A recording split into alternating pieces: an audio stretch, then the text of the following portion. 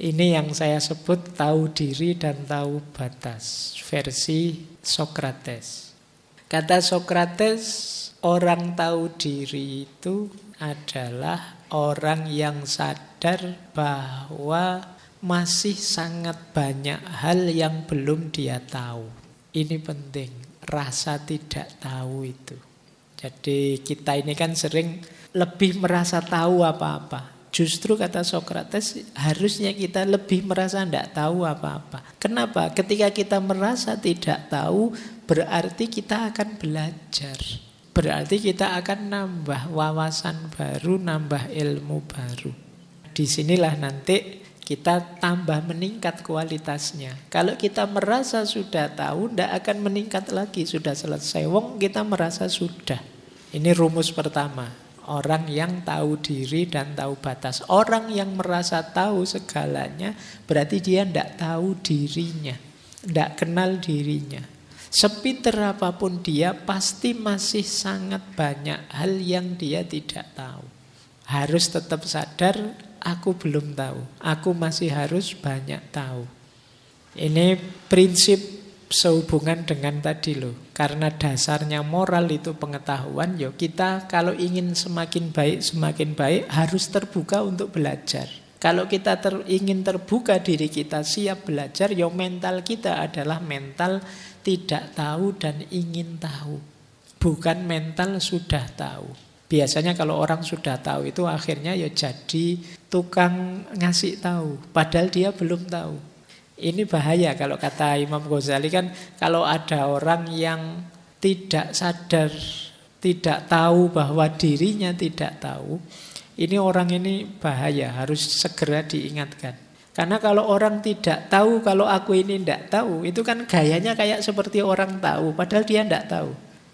Pengetahuannya hanya copy paste misalnya, wong itu coba nge-share postingannya orang saja, tapi kamu merasa seolah-olah aku sudah tahu. Nah ini yang kita pakai rumus ini kurang tahu diri. Harus tahu diri. Itu prinsip tahu diri, tahu batas. Yang kedua ada lagi prinsip tahu batas. Ini kalimat terkenal dari Sokrates. Orang yang tidak puas dengan apa yang dimilikinya, dia tidak akan puas dengan apa yang ingin dia miliki. Ini sebenarnya penjelasan tentang orang yang ambisius, orang yang hanya fokus pada kesenangan dan pengakuan orang lain. Orang ambisius itu ya biasanya tidak menikmati yang sekarang dinikmati.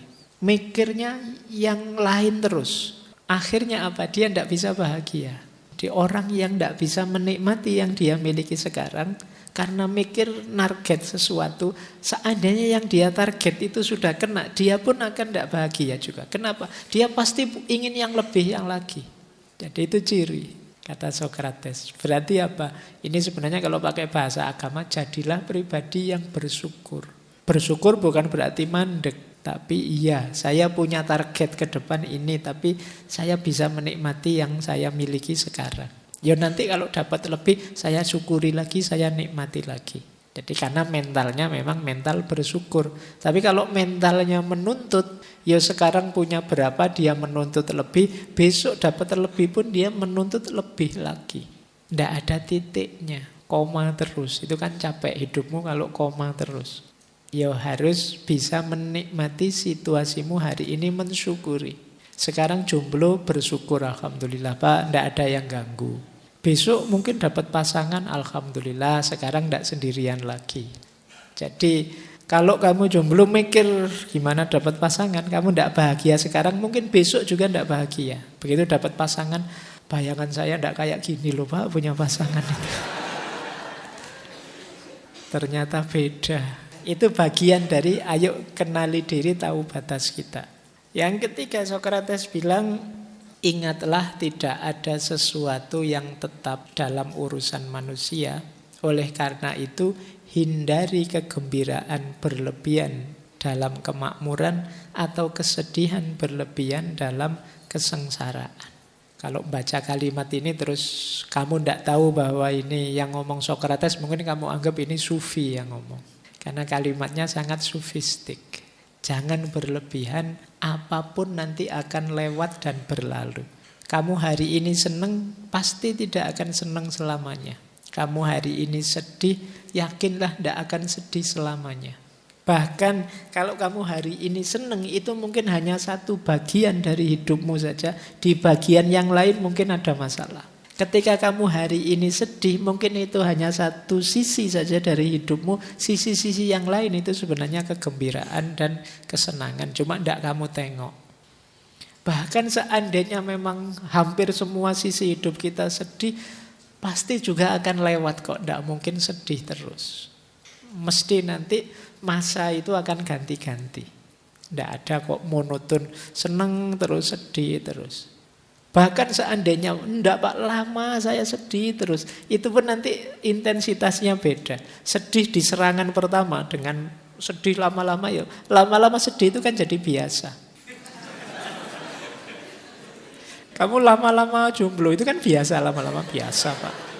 Kesenangan juga begitu, seneng kan? Tidak mungkin senang terus. Seandainya memang senang terus hidupmu, tapi rasa senangnya kan intensitasnya turun.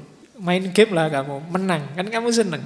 Menang terus ternyata Pak, itu kan harusnya senang terus, tapi kan enggak. Begitu menang terus, begitu menang selanjutnya kan kamu biasa. Itu kayak mahasiswa mulai semester 1 nilainya A terus. Itu kan semester pertama dia dapat nilai A, itu kan senangnya luar biasa. Sekarang semester 7 dia dapat nilai A, dia enggak kaget lagi. Padahal temennya dapat nilai C+ saja sujud syukur. Dia dapat A biasa. Nah ini intensitas. Makanya kata Sokrates, sudahlah, tidak usah terlalu heboh dengan situasi batinmu. Nanti juga akan berlalu. Apapun itu, senang atau sedih. Kalau yang terakhir ini mirip dengan yang tadi. Rahasia kebahagiaan itu tidak ditemukan dalam mencari lebih banyak, tetapi dalam mengembangkan kemampuan untuk menikmati yang sedikit. Ayo latihan menikmati yang kita miliki sekarang. Yang itu mungkin menurut kita masih sedikit. Sehingga kita jadi tangguh. Besok kalau dapat lebih banyak, alhamdulillah. Wong sedikit saja kita bisa bersyukur, apalagi dapat banyak. Nah, ini kuncinya kebahagiaan. Jadi tidak pada ambisi untuk memperoleh lebih banyak, tapi kemampuan kita untuk mensyukuri yang sedikit.